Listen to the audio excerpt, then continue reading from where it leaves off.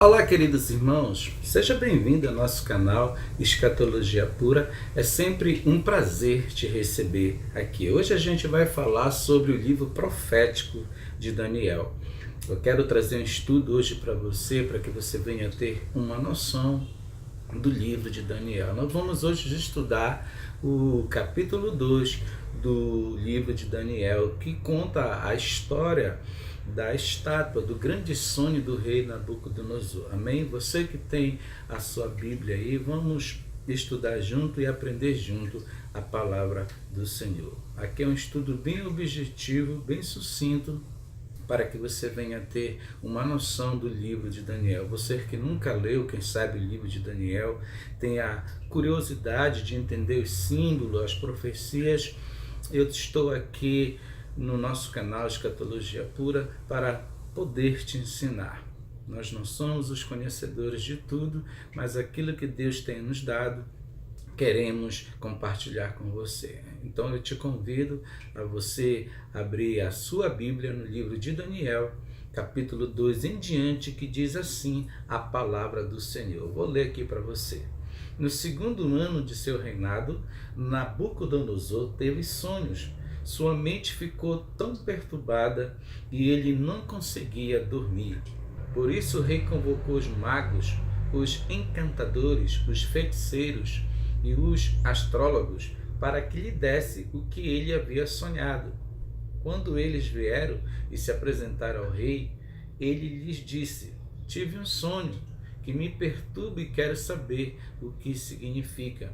Então os astrólogos responderam em aramaico ao rei: ó rei, vive para sempre. Conta o sonho a teus servos e nós o interpretaremos. Aqui a gente vê que esse sonho é um sonho diferente de tudo aquilo que Nabucodonosor já tinha sonhado, que nem mesmo ele sabia o que ele tinha sonhado. Então você vê que ele é cercado de gurus, de feiticeiros, de homens que estudam o ocultismo, homens que, através dessas práticas da idolatria, da feitiçaria, eles vão em busca de resposta para as suas vidas. Muitas pessoas são assim hoje. Procuram um homem somente para isso, para lhe ouvir uma revelação, e realmente não tem uma intimidade com o Senhor. Então ele é cercado, esse rei ele é tão poderoso que ele é cercado por magos, por encantadores, por feiticeiros. Há um manata das pessoas que vão trabalhar para esse poder das trevas. Mas só que eles pediram ao rei que o rei contasse o sonho para que eles pudessem o interpretar para o rei. Só que o rei achou que eles estavam ganhando tempo, que eles não iam dar conta de revelar. E o rei, ele, como ele é muito severo, Nabucodonosor é um rei muito severo, ele manda matar mesmo, é poderoso, ele manda na Babilônia, manda no mundo antigo, e ele diz aos seus magos que se eles não somente revelarem o sonho, mas também não o interpretarem, que ele vai mandar matar todos. Agora, se resolver o problema dele, ele vai dar presente, vai colocar ali a pessoa no alto posto. Então, assim, a gente vê que é uma troca. Na verdade, as pessoas trabalham para ele, os magos, os feiticeiros trabalham para ele, e se eles conseguirem revelar para o rei aquilo que ele quer saber, que o rei vai dar muitos presentes, vai colocar eles ali na província, num lugar mais alto sobre a Babilônia. Amém?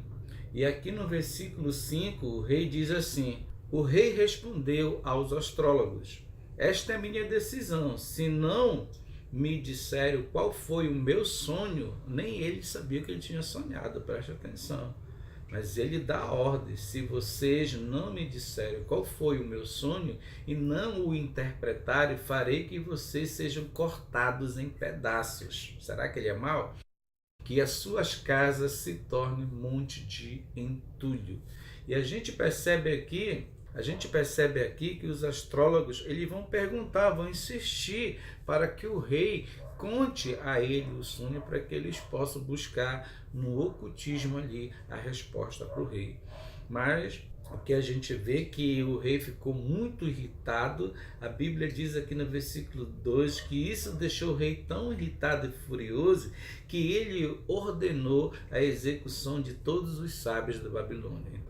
Quando o rei percebeu que os magos, os feiticeiros, não iam dar conta, ele decretou a morte de todos, inclusive de Daniel, que não tinha nada a ver, não estava nem sabendo disso. Daniel também vai ser morto sem saber o que está acontecendo.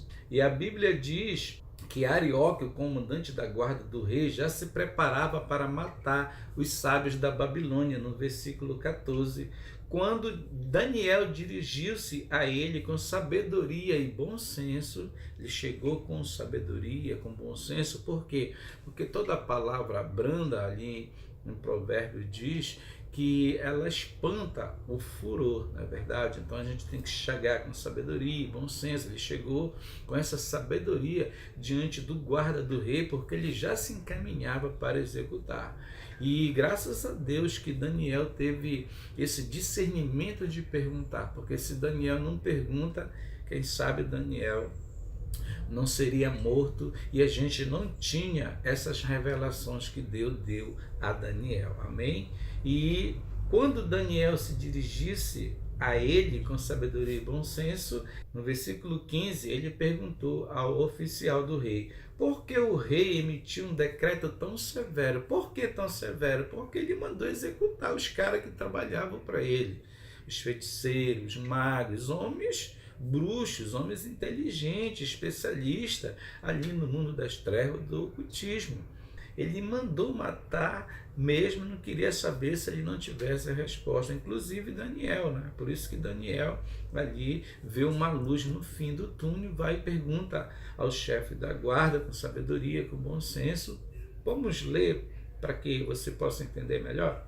Versículo 15. Ele perguntou ao oficial do rei: por que o rei emitiu um decreto tão severo? Arioque explicou o motivo a Daniel. Diante disso, versículo 16, Daniel foi pedir ao rei que lhe desse um prazo e ele daria a interpretação. Daniel voltou para casa, no versículo 17, contou o problema aos seus amigos Anania, Misael e Azarias, para que Deus viesse dar a interpretação desse sonho a ele. Foi isso que aconteceu. Daniel foi com as pessoas certas, com seus amigos.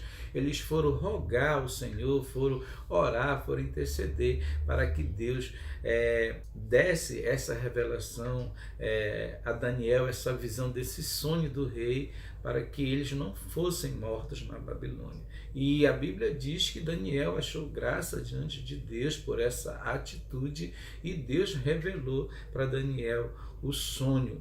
E Daniel dirigiu-se ao grande rei da Babilônia, Nabucodonosor, chegou lá e disse que ele ia interpretar o sonho, que ele ia contar o sonho, que existia um Deus forte e poderoso, que revela os mistérios, que sabe de todas as coisas, que conhece o passado, que conhece o presente, que conhece o futuro, e que ele ia dar não somente a revelação do sonho, mas também a interpretação. Amém?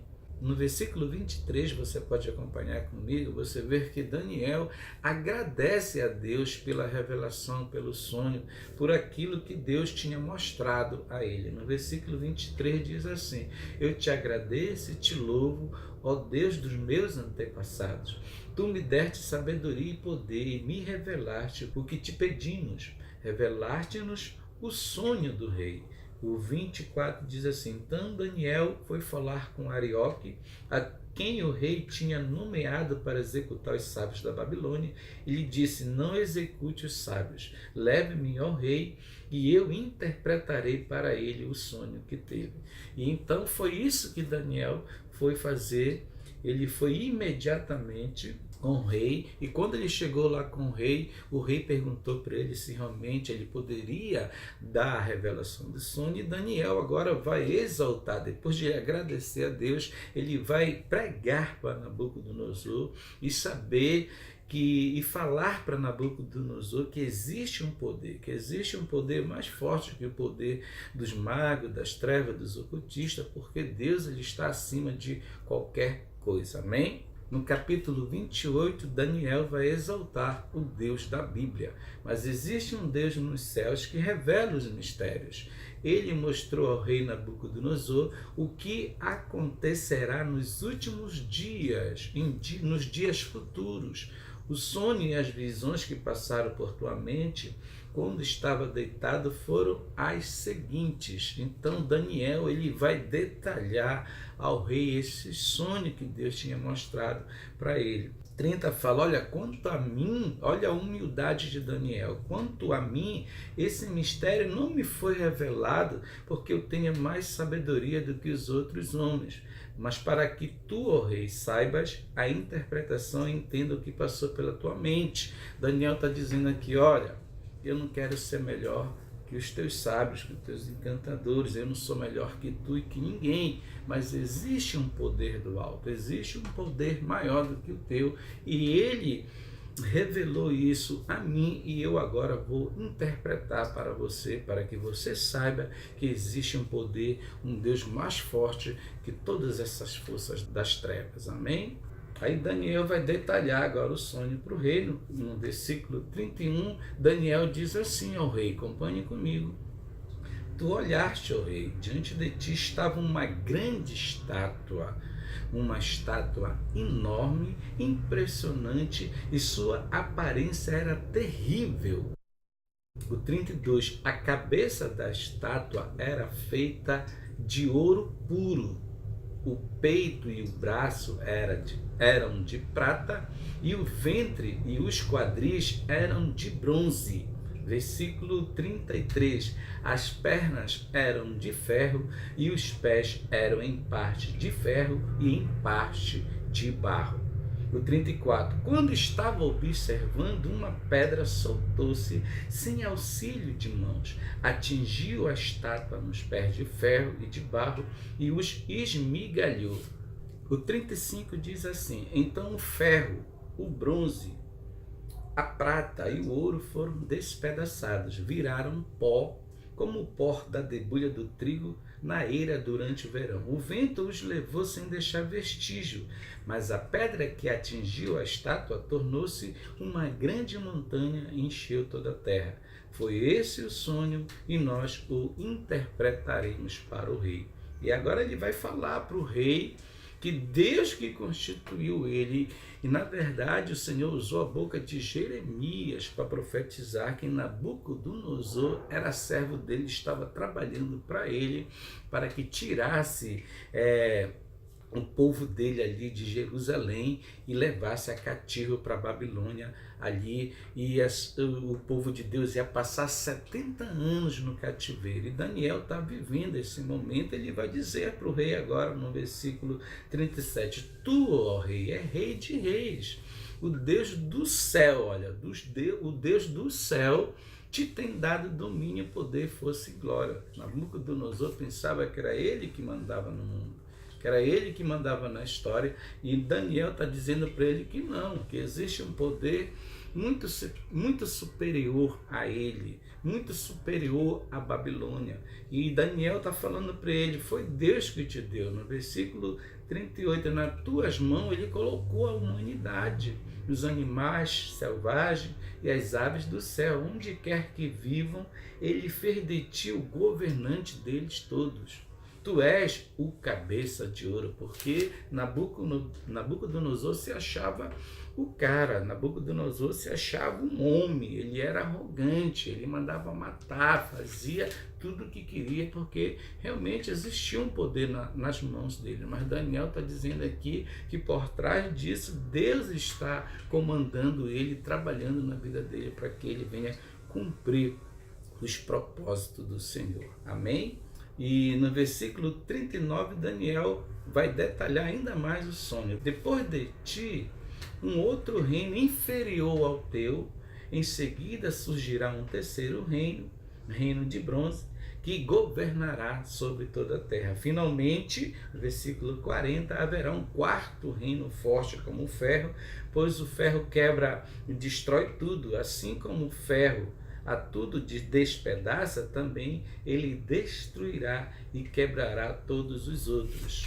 Versículo 41. Como viste, os pés e os dedos eram em parte de barro e em parte de ferro, isso quer dizer que será um reino dividido, mas ainda assim terá um pouco da força do ferro, embora tenhas visto o ferro misturado com o barro. O 42 diz assim: assim como os dedos eram em parte de ferro e em parte de barro, também esse reino será em parte forte e em parte frágil. 43 diz assim: como viste, o ferro estava misturado com barro, isso quer dizer que se procurará fazer alianças políticas por meio de casamentos, mas essa união não se firmará, assim como o ferro não se mistura com o barro. 44 diz assim: na época desses reis, o Deus dos céus estabelecerá um reino que jamais será destruído, o que nunca será dominado a nenhum outro povo. Destruirá todos esses reinos e os exterminará, mas esse reino durará para sempre. O 45 diz assim: esse é o significado da visão da pedra que soltou de uma montanha sem auxílio de mãos, pedra que esmigalhou o ferro, o bronze, o barro, a prata e o ouro. O Deus poderoso mostrou ao rei o que acontecerá no futuro. O sonho é verdadeiro e a interpretação é fiel. Amém? Então agora eu quero explicar para você, para que você venha ter um melhor entendimento sobre essa visão da estátua. Toda vez que a profecia fala no ouro, na prata, no bronze, no ferro, isso são impérios mundiais. Amém? Então aqui no versículo 32, o Senhor fala para Daniel, acompanhe agora, eu vou te mostrar aqui a imagem dessa estátua, para que você venha entender melhor a profecia. Preste atenção aqui na imagem. Essa cabeça aqui, feita de ouro puro, ela representa o sistema babilônico, ela representa o poder babilônico. Então, toda vez que você vê na profecia o ouro aqui representado na profecia de Daniel, esse ouro puro representa a força, o poder, a dureza. Você vê que ele era um rei severo, que ele decretou as mortes dos seus sábios, pessoas que estavam lhe servindo ali no seu próprio palácio. Mas quando ele via que estava ameaçado os seus desejos, os seus intuitos, ele mandava matar, porque ele só pensava nele. Ele era severo, ele era arrogante, então ele era duro, ele era forte, ele tinha poder. Então o ouro aqui representado na estátua, essa cabeça aqui, quer dizer isso, que esse poder é um poder muito forte, um poder soberano de domínio sobre a terra. Amém? Então toda vez aqui na profecia que você vê a cabeça da estátua era feita de ouro puro, isso representa o rei Nabucodonosor, representa o sistema babilônico, o império neobabilônico. Amém? Aqui na estátua a gente tem também, aqui na imagem da estátua, a gente vê também o peito e o braço eram de prata. Isso significa o reino que ia surgir depois da Babilônia, que foram os medos e os persas, que invadiram ali a Babilônia e ganharam a Babilônia ali, Dario e Ciro, o medo Dario e o persa, o grande rei Ciro. Então, na profecia, o peito e o braço representam essas coligações dessas duas nações, a unidade dos medos com os persas para invadir ali a Babilônia e ganhar e tomar o poder da Babilônia e reinar durante esses anos aí, do período do grande reinado de Dario e de Ciro. Amém? Isso aconteceu ali no capítulo 5, que a gente vai estudar mais para frente, quando o Belsazar estava num banquete e de repente chegou ali os medos e os persas, invadiram ali, mataram Belsazar e tomaram o grande reinado de Belsazar, o grande rei da Babilônia. Amém?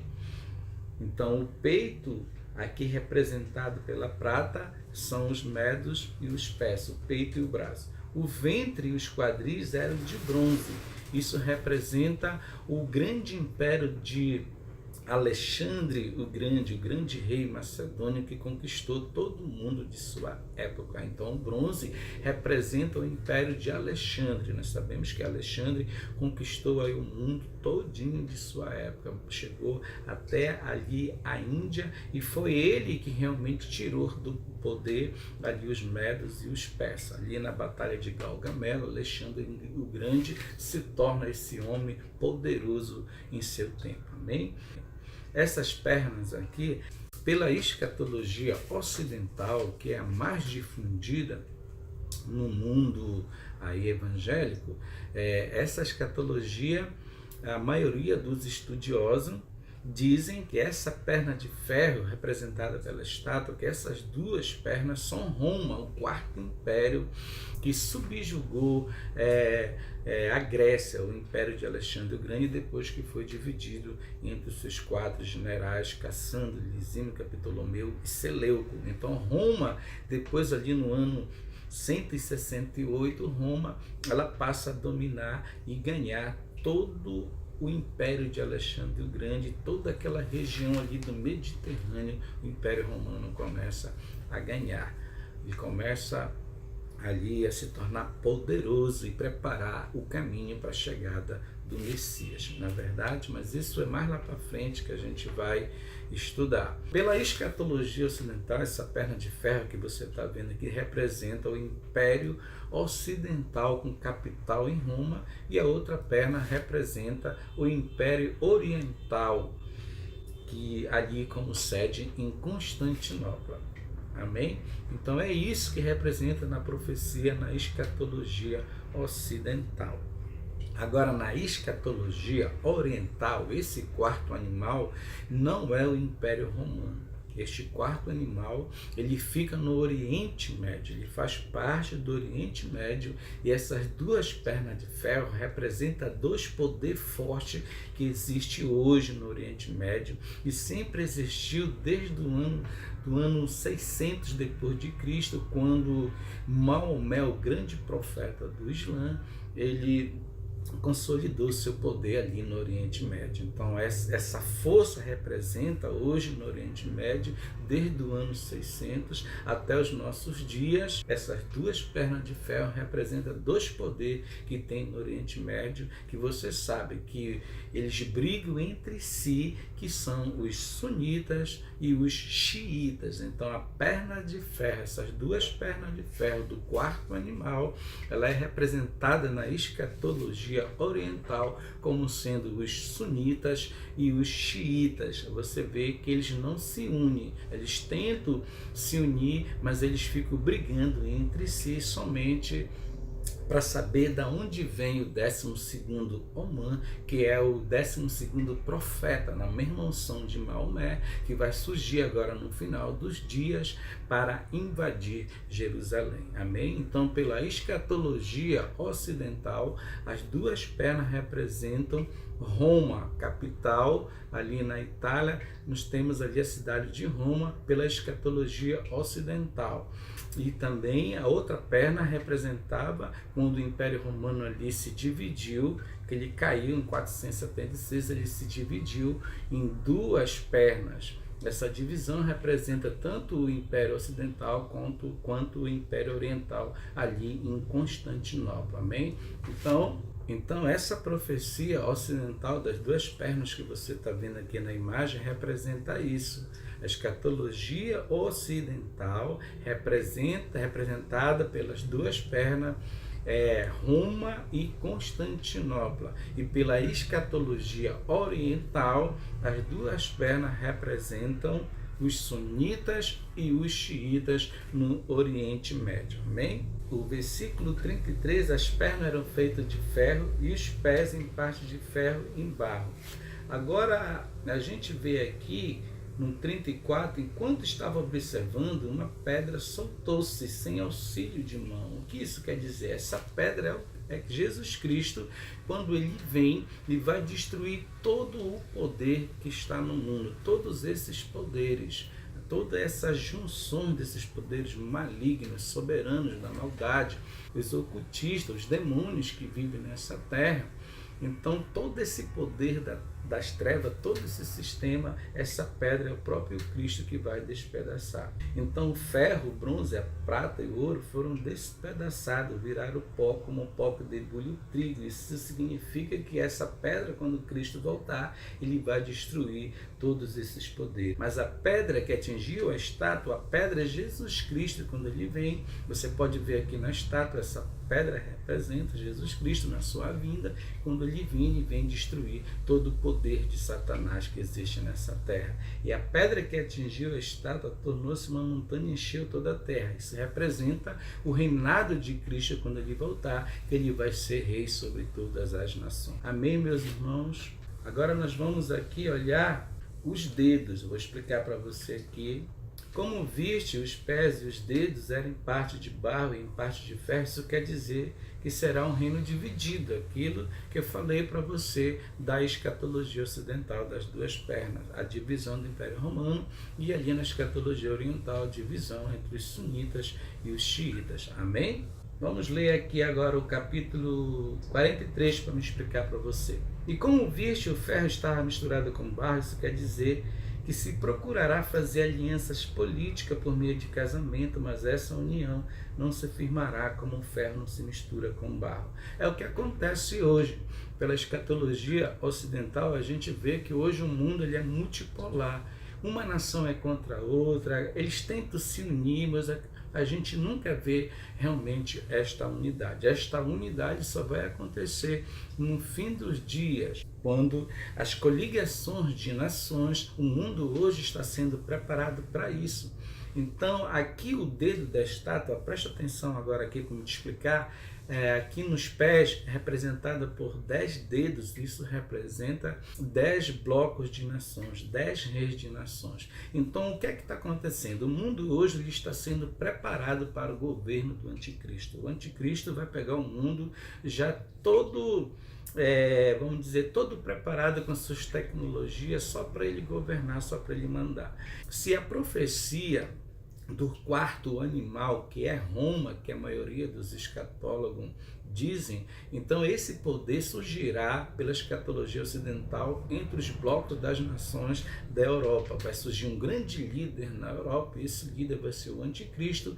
Ele vai reviver o Império Romano pela escatologia ocidental, e esse líder ele vai unir esses 10 blocos de nação para invadir Jerusalém no final dos dias. Então esses 10 dedos aqui da estátua representam isso, por você ver que ali na Europa tem nações que são fortes, tem as nações que são fracas. A gente vê que eles estão brigando até hoje. Tem nações que já estão se separando, ali a Inglaterra já está saindo fora. A gente vê que outras nações também estão querendo fazer isso, sair do bloco. Ali a Espanha, ali na Espanha também a gente vê a briga ali entre os catalães, né, que querem sair do bloco da Espanha, ali do reinado da Espanha, ser independente. Então a gente vê que realmente não há uma unidade. Por que não há uma unidade? Porque a profecia diz que não existirá essa unidade. Por mais que o mundo tenta se unir, as nações com nações, mas a gente vê que os seus interesses falam mais alto. E a profecia diz que não vão se unir. Vão tentar fazer esta unidade, unir as nações para ter paz no mundo, mas não vão conseguir, porque a profecia não nos dá suporte para isso. O que vai acontecer vai ser esses 10 blocos de nações, que se a escatologia ocidental estiver correta, vai surgir da Europa esse grande líder, que é o anticristo, que vai comandar esse terreno para ganhar Jerusalém. O que é que o anticristo quer? Ele quer ser como Deus, ele quer ser adorado. Então ele vai querer ser adorado lá do templo em Jerusalém, que nós cremos que será reconstruído agora no final dos dias. Então, se essa escatologia ocidental estiver correta, o anticristo sairá do bloco europeu. Agora, esses 10 dedos representados aqui na estátua, você pode ver, também se essa escatologia oriental ela estiver correta, for ela a da profecia da Bíblia, que esses 10 blocos de nações vão se unir no final do dia. A gente vê ali no Oriente Médio que é uma briga, né? dos sauditas ali com o pessoal do Irã. Por quê? Porque os sauditas são sunitas e o Irã são xiitas. Então eles brigam entre si, mas só que no final dos dias, quando o Mahdi, que é esse líder que eles estão esperando no Oriente Médio, que para nós acreditamos que seja o anticristo, esse líder vai surgir, ele vai unir o mundo islâmico num bloco de 10 nações para ganhar Jerusalém. Amém? Então a gente vê que hoje o ódio ali em Jerusalém, a gente vê aqui no mapa, vou mostrar aqui o mapa para você, presta atenção, você vê aí que Jerusalém está sozinho aí, cercado de seus inimigos todos muçulmanos. Então, se essa profecia estiver correta, vai surgir um grande líder chamado Mahdi aí no Oriente Médio, que é o 12º profeta do Islã, na mesma unção e poder de Maomé, que vai unir tanto os sunitas como os xiitas no bloco dessas 10 nações para invadir Jerusalém. Amém? Só que existe a profecia que Deus falou que isso vai acontecer, mas só que ele vai voltar e vai julgar todas essas nações. Amém? Olha aqui que diz no versículo 44, na época desses reis, na hora que tiver formado esses blocos, tanto se for da escatologia ocidental como da oriental, na hora que tiver formados esses blocos, o Senhor Jesus Cristo vai julgar essas nações. Na época desses reis, o Deus do céu estabelecerá um reino que jamais será destruído e nunca será dominado por nenhum outro povo. Destruirá todos esses reinos e os exterminará, mas esse reino durará para sempre. Que reino é esse? É o reino milenar de Jesus Cristo, para aqueles que são pré-milenistas, que creem no milênio. Esse estado, esse reino aqui é o reino de Cristo, quando ele vem restaurar o trono de Davi aqui em Jerusalém, nessa terra. Amém? E aqueles que são amilenistas creem que nós já estamos vivendo o milênio. Desde a vinda, da primeira vinda de Jesus até a sua segunda, a gente já está vivendo o milênio. O que importa, meus irmãos, é que Jesus vai voltar com a sua igreja e ele vai ser rei nessa terra. Amém? Então, todos esses reinos, como o ouro, a prata, o bronze, o ferro e o barro, serão todos destruídos por essa pedra que solta da montanha. Isso quer dizer que o próprio Cristo vem guerrear esta guerra contra o seu povo ali no vale de Josafá, na guerra de Gog e Magog, que acreditamos que o mundo hoje está sendo preparado para isso, para a volta de Cristo, e nós estamos aqui te ensinando a palavra de Deus. Amém? Deus existe e Ele quer ter um encontro contigo. Se você ainda não conhece o Senhor Jesus Cristo, você pode conhecer aqui através do nosso canal. E este livro de Daniel é um livro muito profético, muito sucinto, é um livro que não erra.